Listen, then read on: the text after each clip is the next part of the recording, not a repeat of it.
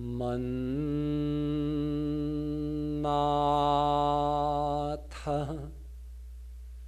Shri Jagannatho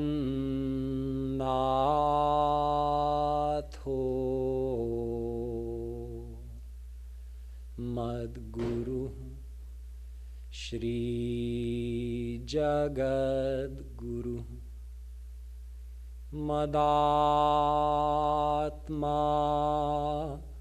Sarvabhutatma Tasmai Shri Gurave Namaha. Dhyanamoolam Gurormurti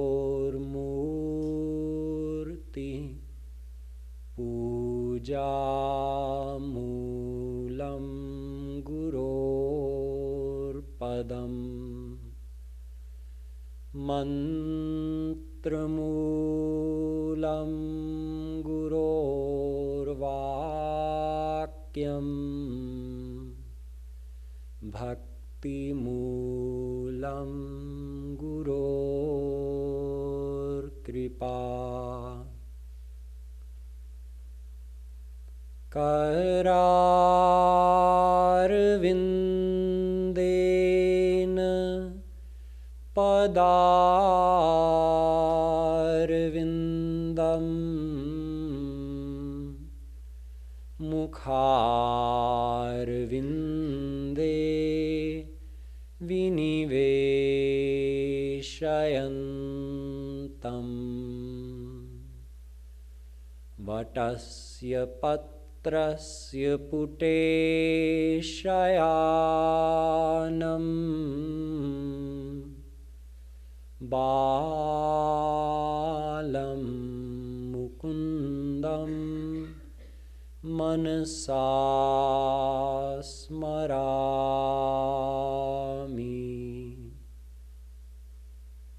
Yo Brahmanam Vidadhati Purvam Yo Vai Vedanscha Prahinoti Tasmai Tagvangha Devamatma Buddhi Prakasham Mumukchurvai Sharanamaham Prapadye. Dear devotees, we'll have a few minutes of Nam Sankirtan, and then I'll begin today's topic.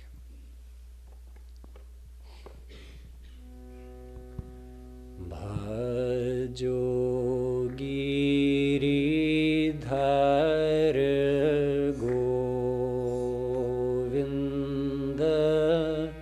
Gopala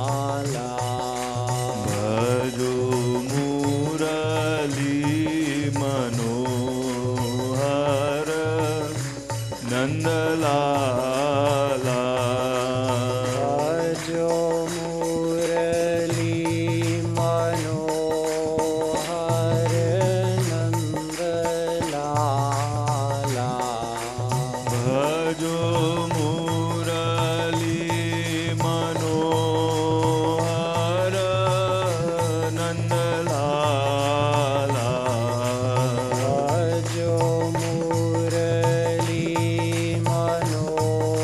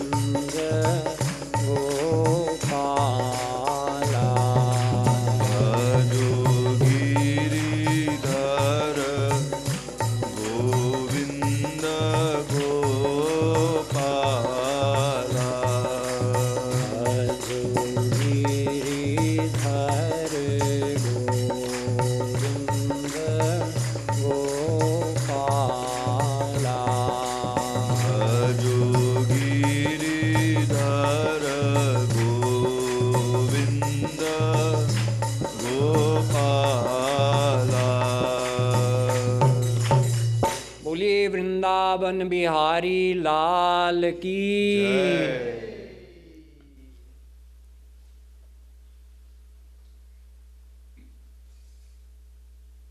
All of us here have in some way been affected by the teachings of Jagadguru Shree Kripaluji Maharaj. Some of you have met him personally, some of you have not. But we're all here because, in one way or another, we've been touched by his teachings and by his personality, whether it was in person or through TV or YouTube or any audio recording. So all of you sitting here today, you would be wanting to hear something about Jagadguru Shree Kripaluji Maharaj. And normally, we think of things from our own personal perspective. What does something mean to me? This is very natural and normal. But in this case, it will benefit us to take another step back and think about Jagadguru Shree Kripaluji Maharaj from a global perspective.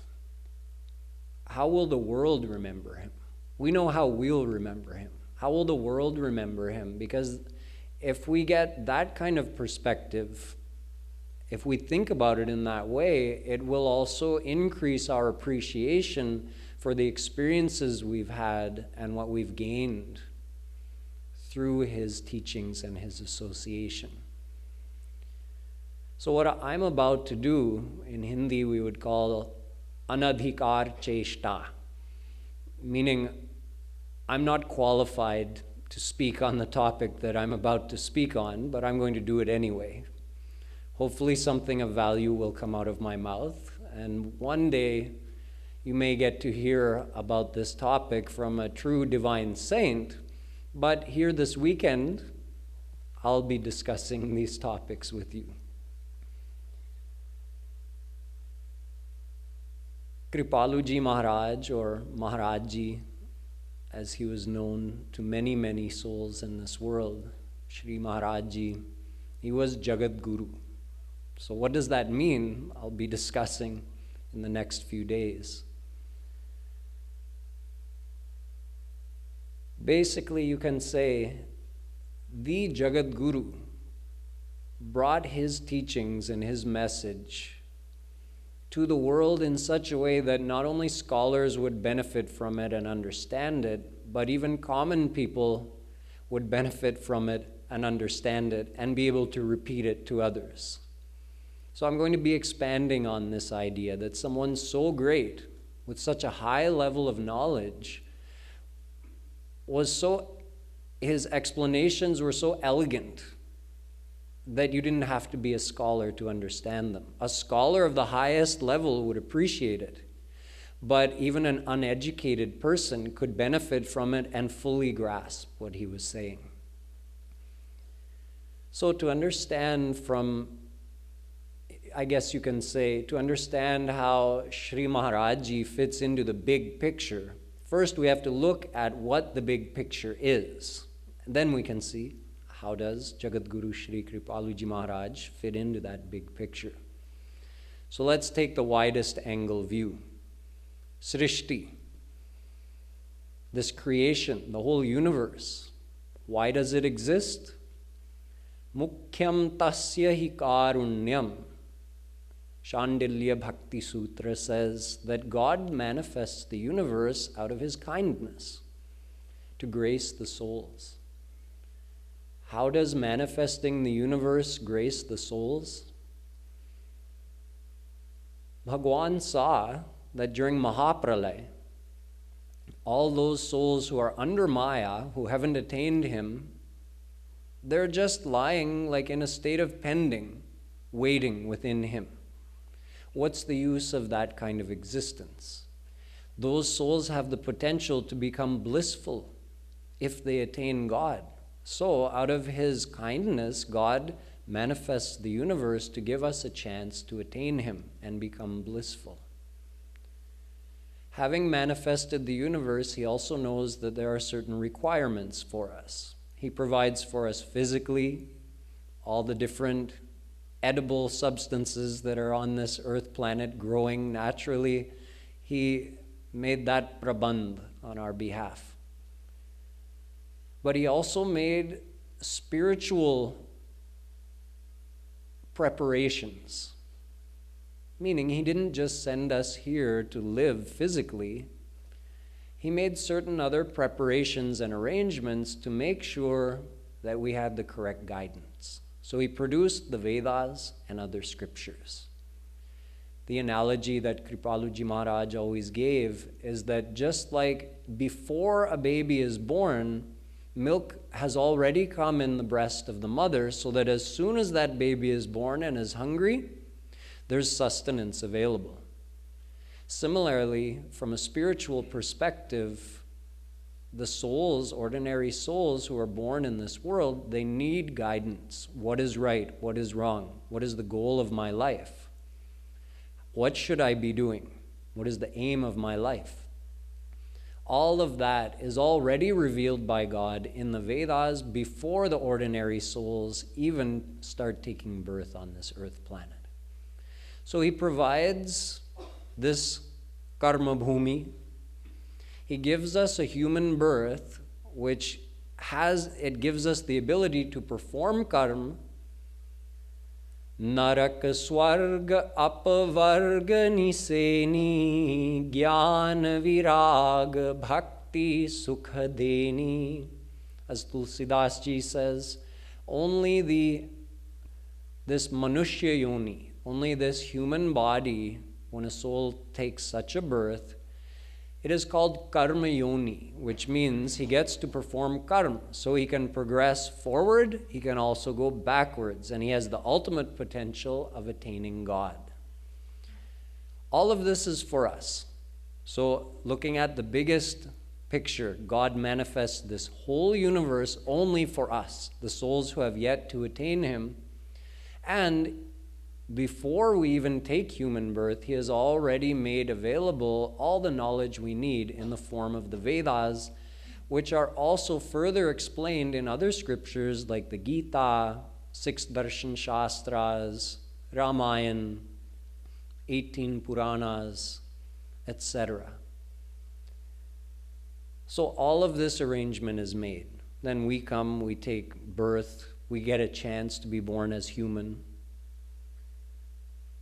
But he doesn't stop there. He also sends saints on the earth planet who are spiritual guides, who make sure that those who really want to understand what is written in the Vedas and other scriptures, those divine saints can help them get the correct understanding. God himself also comes and visits in a form which is actually visible to our eyes. He takes avatar on this earth planet for many reasons. To set certain examples of what he's already told in the Vedas, to give the souls leelas to remember him by. And he sometimes comes, he himself, in the form of a saint, like when he came as Chaitanya Mahaprabhuji, Radha and Krishna in one form. Also to guide the souls and teach them how to do devotion to God. So he does all of this. The whole preparation, the whole arrangement is made for the souls so that they can attain their ultimate goal of God realization and become blissful forever. He's done all of that. Perfect setup, right? Yes, except we're material beings. So even divine God making a divinely perfect arrangement for our spiritual advancement, well, here in this material world, even that can't remain perfect. Although Sanatan Dharma is like the sun, it's there, the clouds may obscure it, the sun is still there. So the true path and the true knowledge is always there, but it may become obscured. Now we find ourselves in Kali Yuga. Kali Yuga is the time where if something can be obscured, it will. If something can be distorted, it will be. And in this particular Kali Yuga in which we're in, you can say it's the Kali Yuga to make all Kali Yugas proud. Yes, you look at the situation, the amount of confusion when it comes to the spiritual path and spiritual knowledge, it's like parakashtha. There are so many religions in the world. Just give a brief overview of the confusion. So many religions. Yes, we had Sanatan Dharma originally. But from time to time, as population spreads throughout the globe, there are certain teachings given to certain people of a certain place at a certain time. Those people start following those teachings, and all the people around the globe are not connected as they are today, talking thousands of years ago or hundreds of years ago. So within the last few thousand years, these various teachings developed into different religions. So we have different religions with different teachings, different rules, different names for God, but all the souls are the same. Then you look even within Sanatan Dharma, what we call Hinduism nowadays. Within Hinduism, you have many, many scriptures. You have some scriptures, or take one scripture, the Ved. Within Ved, you have parts of the Ved that talk about doing good actions and going to Swarg. You have parts of the Ved that tell, no, going to Swarg is a foolish thing to do. You have whole entire scriptures dedicated to this, Purva Mimansa, only about doing good actions and going to heaven.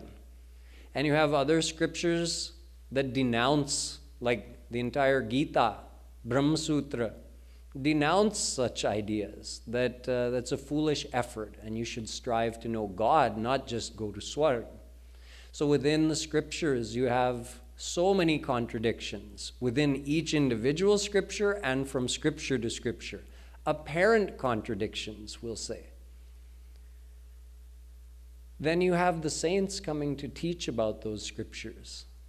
They also did devotion to different forms of God, taught devotion to different forms of God. One taught devotion to Ram, one taught devotion to Krishna, one taught devotion to Ganesh, one taught devotion to Durga. All of this adding to the confusion of the common people. Within the path of bhakti itself, well, before we get there, you have also in various scriptures, various paths described. Karma, Gyan, Yoga, Tapascharya, Bhakti. You have various saints teaching to follow these various paths. Then even if you look within the path of bhakti, you have different saints saying this is how you do bhakti to this form of God. Another saint saying this is the form of bhakti, this is how it should be practiced to this form of God. One saint saying this is your ultimate goal, to attain moksha. Another saint saying this is your ultimate goal, to attain the divine vision of Mahavishnu. Another saint is saying your divine goal is to attain Ram. Another saint is saying your divine goal is to attain Krishna of Dwarika. Another saint is saying your divine goal is to attain Krishna of Vrindavan, Radha Krishna, and get the bliss of Maharaj. Add to this, I'm just telling you about true saints who have come. Add to this that in Kali Yuga, those same scriptures, Shri Krishna says in the Bhagavatam, Kalena nashta pralaye varniyam veda sangita Adau brahmane prokta dharmo yasyam madatmakah. Shri Krishna says that I produce the Vedas in order to help the souls know how to get to me. Bottom line, Every soul has to come to Krishna. How are they going to learn? Through the teachings of the Vedas. Nishvasitamasya Vedah Vikchitamasya Panchabhutani Smitametasya Characharam. In Ved, Bhagwan himself says, before I do Srishti, I produce Ved. I exhale, out comes Ved. It means Ved is a divine power which resides eternally within God. Then I look at Maya. Maya becomes activated and produces the universe. And Smitametasya, I smile, and all the souls are sent forth. Though all those souls who were resting during Mahapralaya, they're sent forth to take birth. Ved is produced from a subtle form into a gross form. There's 4 kinds of Varni. There's Paravarni, Pashyanti Varni, Madhyama Varni, and Vaikhari Varni. Varni means like a word, like almost like Shabd, but much more subtle. So Ved resides within God as Paravarni, which has no sound, and Shabd and Arth, the words of the Vedas and the meaning of the Vedas are one. They're all like melted together. And it all stays in a subtle form within Bhagwan. Then as Pashyanti Varni and Madhyama Varni, in Pashyanti Varni, Shabd and Arth is still one.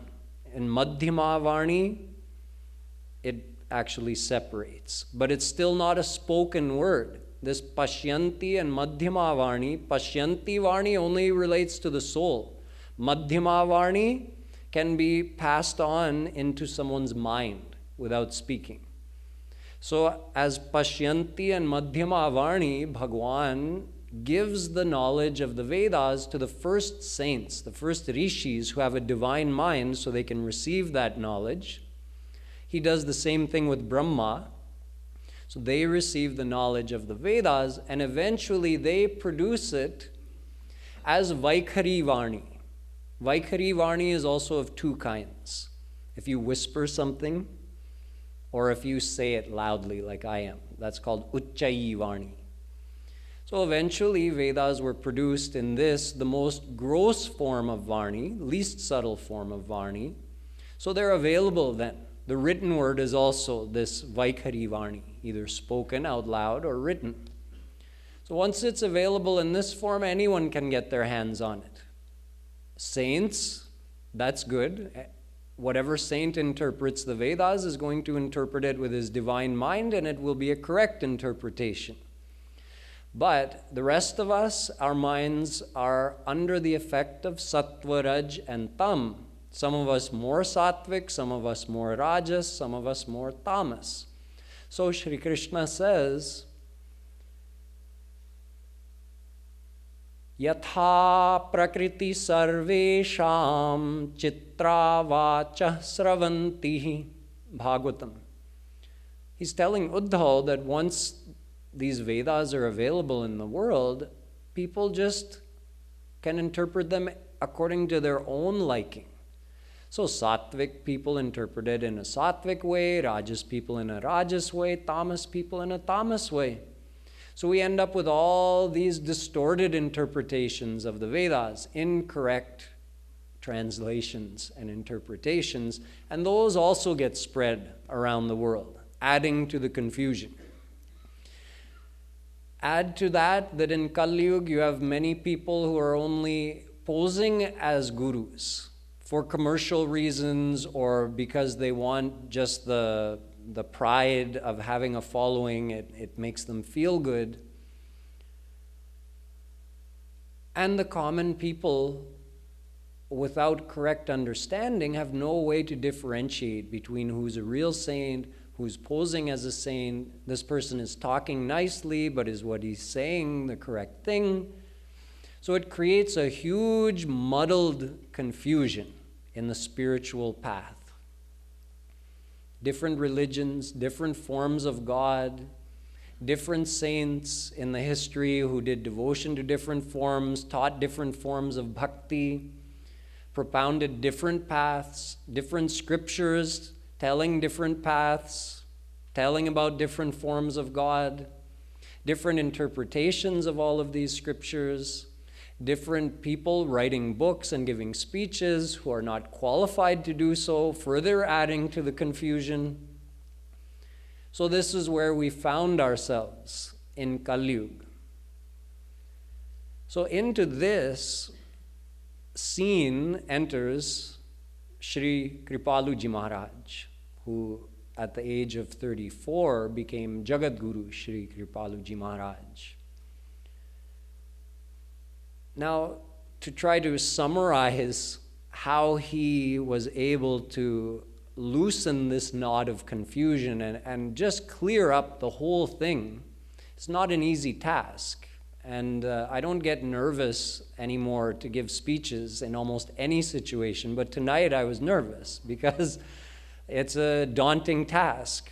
So I'll try to touch on a few main points that illustrate how, when Jagadguru Shree Kripaluji Maharaj explained things, how he just made it so simple, yet didn't create any new philosophy, didn't say any new thing, just taking the original teachings of our scriptures and making them vyakt, like making them known to people. He cleared away the entire confusion and made it so that any person, if he carefully listens to his teachings, can have a clear view of the spiritual path and know what his goal is and how to attain it.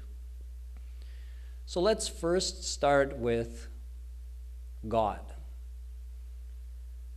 Jagadguru Shree Kripaluji Maharaj taught that God is one.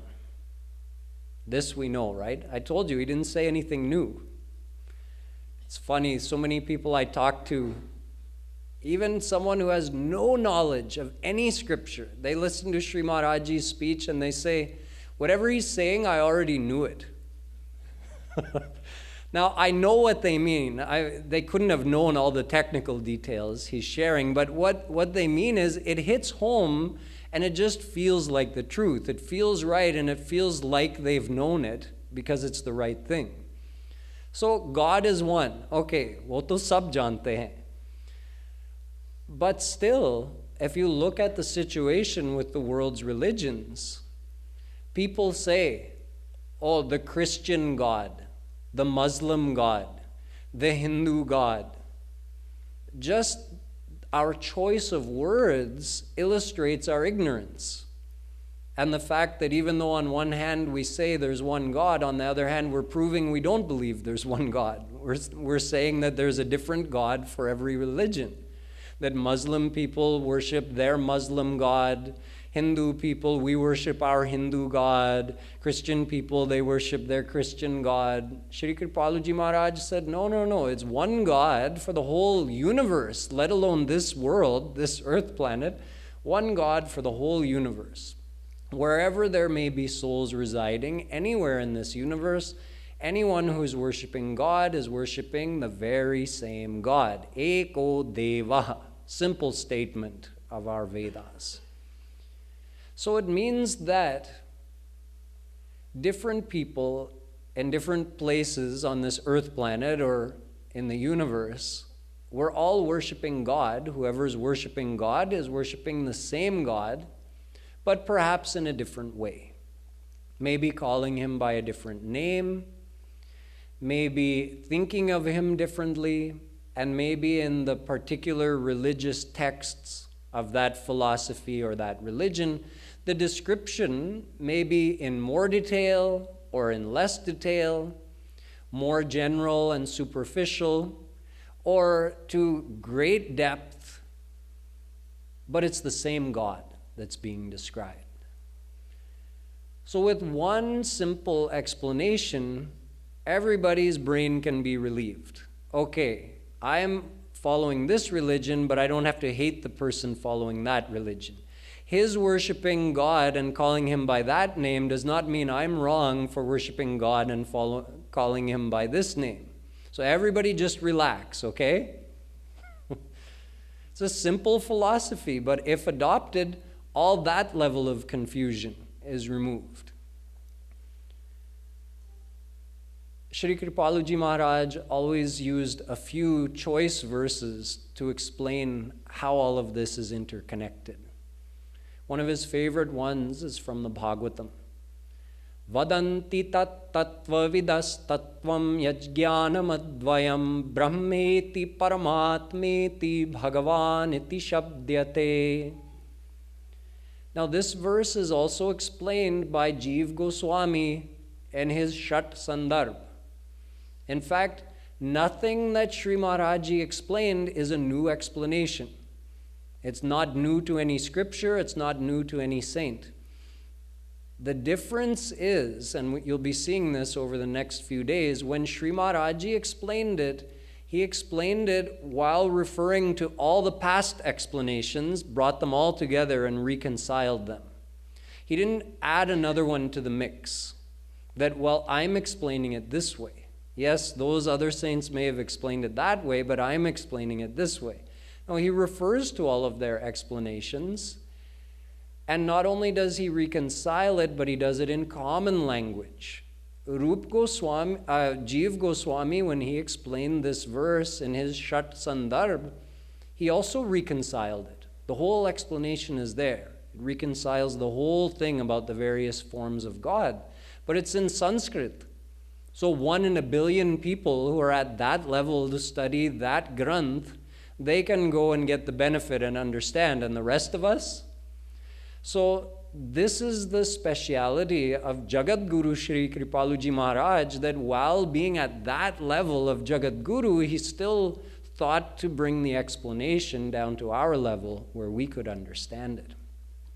So he explains that one single Advaya Jnana Tattva appears in 3 main forms. Advaya Jnana Tattva, he explained, as Jiva Goswami had explained, means the supreme power, absolute supreme God, who is Sajatiya Vijatiya Swagata Bheda Shunya, which is a big fancy way of saying the one beyond whom there is nothing. Everything that exists is within him and exists dependent on him. So Swagat, that means of the Sajatiya Bhed Shunya means Sajatiya, of the same kind. So who's of the same kind? All the forms of God are of the same kind because they're absolutely one, even though they have various forms. So there's no difference there. They're absolutely one. And souls, we're also of the same kind because Bhagwan is Chetan, he's alive, and we're Chetan.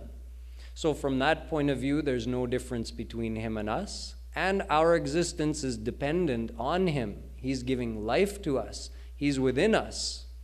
So, Sajatiya Bhed Shunya.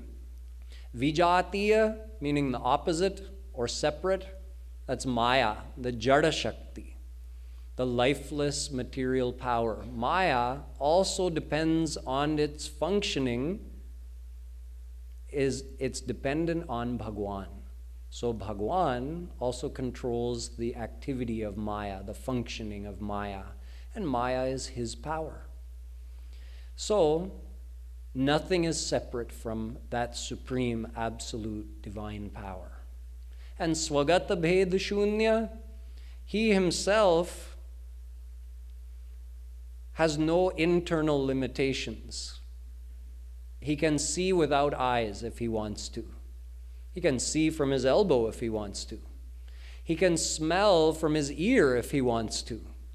So within his own personality, he's absolute, he's omnipresent, he's supreme. So that supreme Advaya Jnana Tattva, the single supreme power, is Shri Krishna. And Shri Krishna, Bhagwan, has 3 main forms in which he can be experienced. One is called Bhagwan, that we know, Bhagwan Krishna, Bhagwan Ram. One is Paramatma, meaning his almighty forms as Vishnu, Shiva, Durga, etc. And one as Brahm, Nirakar Brahm, the formless aspect. Brahmano hi pratishthaha mamritasya vyayasya cha shashvatasya cha dharmasya sukhasya ikantikasya cha. Gita. Shri Krishna says here, formless God is just me. Formless God is established in me. It's like Bhagwan's radiance, you can say. It's not separate from him. He also says, shashvatasya cha dharmasya. The Shashvat Dharma, Sanatan Dharma, is also established in me. So all the forms of God are one, absolutely one. When all of the power is being revealed outwardly, he appears as Shri Krishna.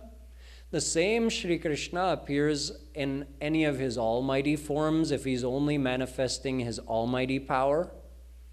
And the same Shri Krishna is formless when almost all of his powers are dormant and unmanifested.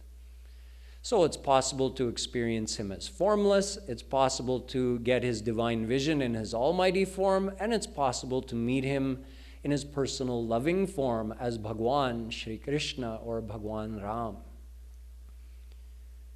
Ye yatha mam prapadyante tas tathaiva bhajamyaham mama vartamanu vartante manushya partha sargata sarvasha. Gita.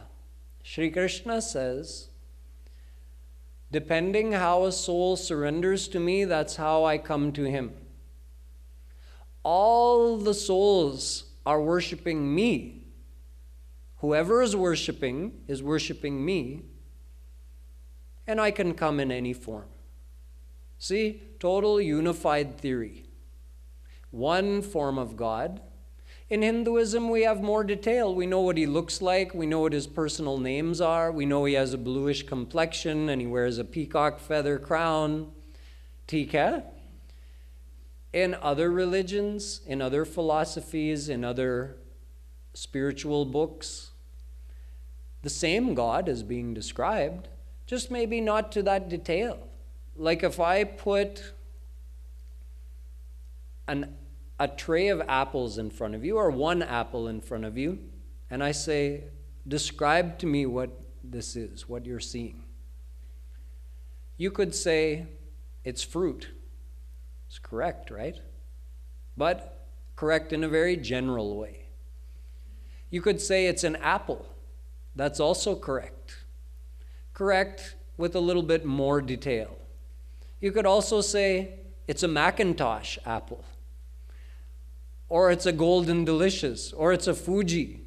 You gave me more information. So now, are three people going to sit and argue and say, no, it's fruit. No, it's an apple. No, it's Fuji. This is what the religions of the world do. In one religion, you have more detail. In another religion, not quite as much detail. In another religion, very general description. It's the same thing you're describing. So in Hinduism, we have more detail. That's it. We're giving the full description. What exactly does he look like? What are his powers? What's his personality? What are the different forms he can appear in, depending what power is revealed and what power is concealed? And in other religions, just like saying it's fruit, they say it's God, supreme power, creator, bus. Ho gaya. So it's fine. We're not talking about different gods. We're talking about the same God, just with a different level of description. So there's no reason for argument. There's no reason for jagada. If we understand this simple explanation, it's very clear. So you choose. What form of God do I want to worship? In what form do I want God to come to me? What level of description do I want to hear about God? A very general description, a more detailed description? Then it's up to each individual person.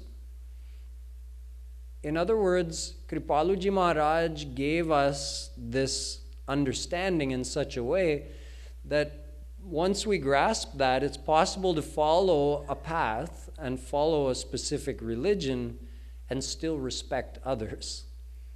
And not feel like we have to change them. Oh no, what you're doing is wrong. You have to follow what I'm doing. And by you doing that, I feel insecure. So you should stop doing that and do it my way. If someone understands this simple explanation, it puts an end to all of that. So this is one big problem we have in Kali Yuga, which we'll see. Abhi abhi hua hai, meaning he's just given this explanation to the world over the last several decades. So we'll see what effect it has in the world. When people start adopting that way of thinking, how does it affect their behavior and how does it change the world? Number 2, let's look at how he reconciled all the different explanations in our scriptures. Like I said, some scriptures talk only about life in the world, getting more worldly pleasures, getting the pleasures of Swarg. Some talk about going beyond that and attaining divine happiness by knowing God. How do we reconcile this? He said it's very simple. Ved is like kalpa vriksh, a wish-yielding tree which has something for everyone. To give a modern example, you could say like a general store. You go in, there's a little bit of everything. So no matter what you need, you can find something there to fill your need. Veda is like that. Something for everybody. No one goes home empty-handed from Vedas. But all of those teachings of Vedas, I kind of have to move through each topic fairly quickly. Aap log sab samajhdar hain. You've all heard these explanations of Sri Maharaj Ji many times. I'm just putting it in a different perspective for you to view it from. Sri Maharaj Ji explained that everybody is made up of 2 things. The soul, which is your divine eternal self, and the physical body. This is a very high Vedant philosophy. He brought it to the common people by repurposing a common slogan from India, Hum do, hamare do. Yes, he used this to explain to people that you are 2. What 2? Your true self, the soul, and your temporary self, your body. And each one has something that belongs to it. God belongs to your soul. He is for your soul. And the world is for your body. So since we are 2, and we have 2 kinds of needs, so the teachings of the Vedas and by extension all the other scriptures, they're all divided into these 2 categories. Or you can say there's 2 kinds of dharma, because Ved introduces dharma. Sanatan dharma, the eternal path to God, has 2 major sections, aparadharma and paradharma. Paradharma is how can my soul get God? And aparadharma is how should I live in the world so that I get my physical needs, my physical requirements met, to put it simply. Now, through that lens, if you examine all the teachings of the Vedas, you'll see some parts of Vedas are only for aparadharma, telling people the rules and regulations they should live by so that the world, the society, families can all exist in a harmonious way. And some teachings refer to the paradharma, how can a soul attain his ultimate goal of God realization. So you need the bigger picture. If some unqualified scholar or spiritual teacher just goes into the Vedas or into any scripture and just plucks out one verse out of context that says, okay, do these good actions and you'll enjoy all these worldly pleasures in the future, and he starts a whole path with that, okay, yes, it's written in our scriptures, but take it in the overall context. So we need this bigger view to understand that aparadharma, following all the good behaviors recommended in the Vedas, they will make the world a better place if people follow it. However, it doesn't purify your heart in here To do that, you have to worship God. From your mind, you have to do bhakti. Otherwise, you'll just keep going around and around being born in this physical world. Your heart won't be purified. You'll try to become a good person, but all your worldly desires and attachments become strong from time to time, so we're bound to do bad actions as well. Then we're bound to suffer the consequences of those wrong actions. So with just aparadharma, this is the life we end up living. Or at most we go to Swarg and enjoy temporary pleasures over there and then come back. But Sri Maharajji explained that you add the two together. You're a combination of soul and physical body, so you can't say aparadharma is wrong or is unnecessary, and you can't say paradharma is unnecessary. If you want happiness, you need paradharma. You have to follow the path to God if you want perfect happiness.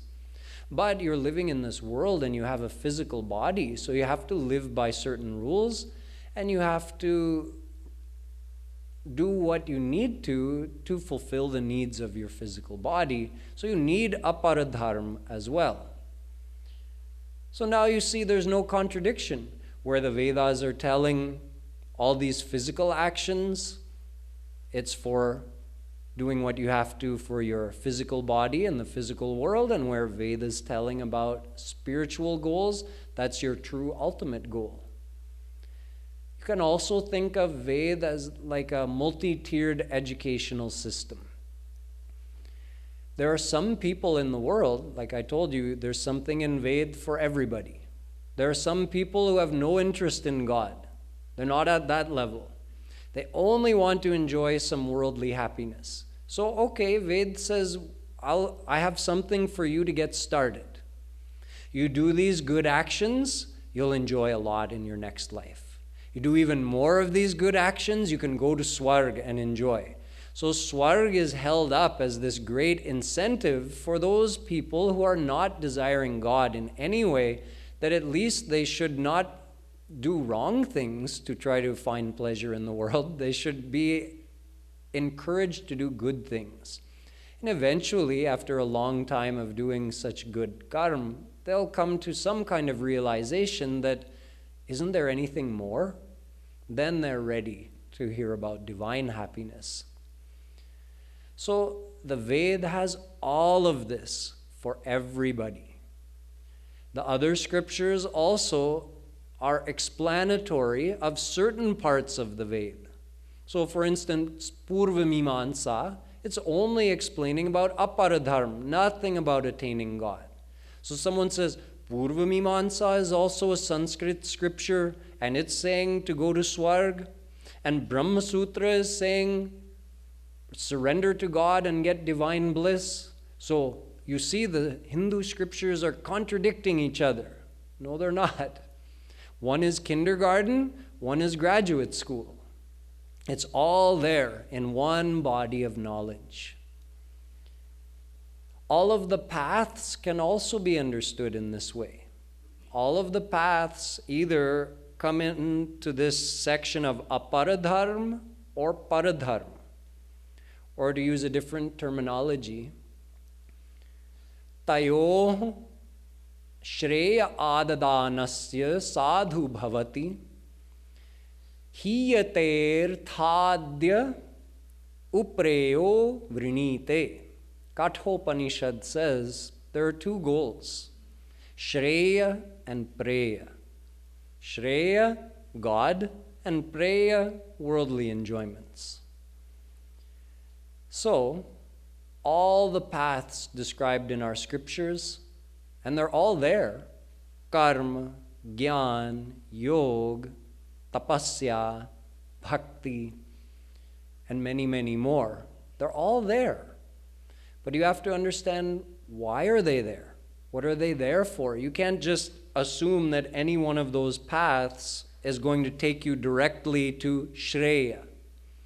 Even though Ved says, Sarve Veda Yat Padama Mananti. Every verse of the Vedas is taking you towards God. Vasudeva Paraveda Bhagavat.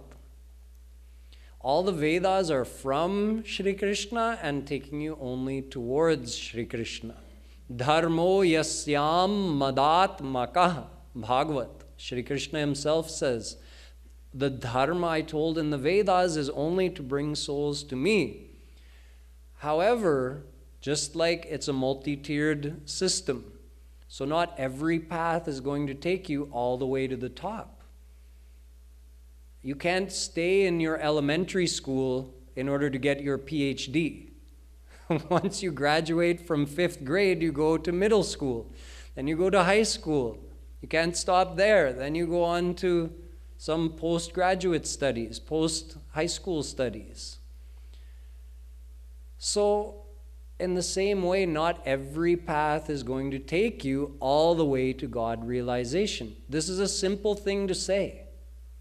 But unless someone in the last few years has heard Jagadguru Shree Kripaluji Maharaj's speeches, I challenge you to bring me someone who knows this simple truth.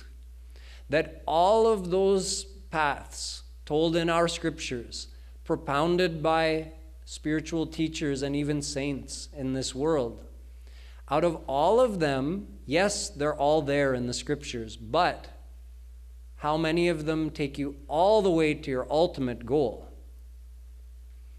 No one knows, unless they've heard Sri Kripaluji Maharaj's speeches.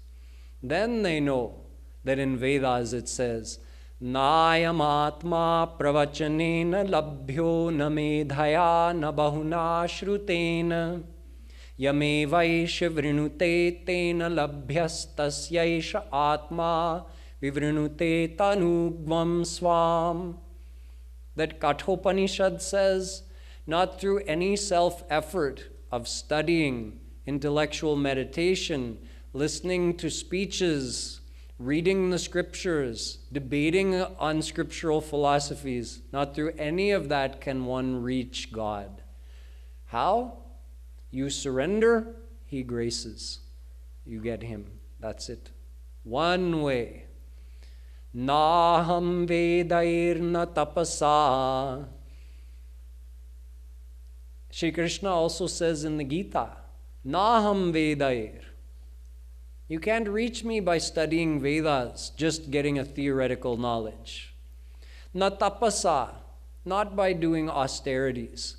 Na danena, na chejjaya, not through charity and not through Vedic rituals. How then? Bhaktyatmananyaya shakya ahamevam vidhorjuna. I can be reached through bhakti. Tameva sharanam gaccha sarvabhavena bharata tat prasadat param shantim sthanam prapsyasi shashvatam. Gita. Shri Krishna says, Arjun, you surrender, God graces, then you get divine bliss. Simple process. That's why Ved says, Bhakti revainam nayati. You can only reach God through bhakti. So you see, there's actually one path to God. Again, this doesn't exclude other teachings, other religions. It's not saying follow what I'm doing, follow what I'm saying, or you're out of luck. It's saying what everybody believes. You need God's grace to reach Him. And in order to get His grace, you have to surrender. And that's called bhakti. In some other religion, they may call it by some other name, but the sar is the same. Surrender to God, get His grace, and you can experience Him. No amount of self-effort will result in attaining God, because all of our efforts are limited and He's unlimited. Our means of doing anything is material. All of our faculties are material, so all of our efforts are going to be material, and He's divine. So you can't attain the divine through material effort. Thus, there's one path to reach God. See that? Total opposite of what everybody says in Kali Yuga. Nowadays, people are more worried about being politically correct than about being correct. To be politically correct, they say, oh, all paths lead to the same place. All paths lead to God. No, what does doing good karma result in? Going to Swarg and coming back here. What does yoga result in? Getting yogic siddhis and remaining under Maya. What does doing tapasya result in? Again, gaining some powers, rising in height, increasing the sattvic quality of your mind, but still remaining under Maya and eventually falling due to the effect of worldly sanskars, desires, and attachments. So every path takes you somewhere, but you have to know where. Our scriptures are clear. They tell this path gives this attainment, this path gives this attainment. So with this overall picture, even a common person can understand, okay, the ultimate goal is God. This path that someone is teaching, or this scripture is telling about, is this telling me to surrender to God, increase my humbleness, give my heart and mind to God in order to receive His grace? Or is it telling me to do some kind of self-effort to improve myself or gain some powers? Anyone can examine and discern, is this path going to take me to God or is it not? So simple, yet none of us could have done that before we heard this explained by Jagadguru Shree Kripaluji Maharaj. None of us. Hum sab bhatak rahe the. Even though it's a simple truth, it has to be stated to us by a divine saint. Then we hear it and we say, oh yes, I already knew that. Yes, we did on some level, but we weren't practically following it.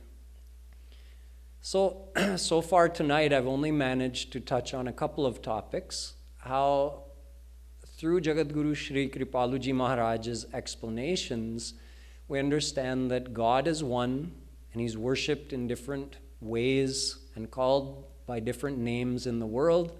But we're all worshiping the same God. We have a choice what form He can come to us in. Different religions have a different depth of explanation. As far as Hinduism itself goes, we understand that all the forms of God described are absolutely one. One single Supreme Bhagwan, Shri Krishna, appearing in various forms. That same Shri Krishna is worshipped throughout the universe, throughout our earth planet. And that same Shri Krishna can appear in any almighty form and even as formless God. Within Hinduism, all of our scriptures are perfectly coordinated. We simply have to understand how to categorize them, that this teaching of this scripture is part of the aparadharma or it's part of paradharma. They both complement each other, but you have to understand that the ultimate goal is attained through paradharma, which is only bhakti. All other paths take you to some kind of preya, which means worldly attainment. Only if you add in bhakti, which means surrender of your heart and mind to God, then you get God's grace and you attain God. So you see how clear the picture becomes? That muddled, distorted confusion of Kali Yuga that was impossible for a soul to understand what is God, what is the path to God, what even is the goal of my life, becomes crystal clear through these teachings of Shree Kripaluji Maharaj, who, even though he was Jagadguru, he made all of this and stated it in such an elegant way that it was understandable to anyone, even the most common person. So further ahead, we'll go tomorrow and understand how through the teachings of Jagadguru Shree Kripaluji Maharaj, you can understand that all the historical saints, all the paths they taught, all the sampradaya that they established, how none of them are in contradiction. So that and further ahead we'll take up tomorrow. Boliye Ladali Lal Ki Jai. So it's time for the Aarti. You can stand.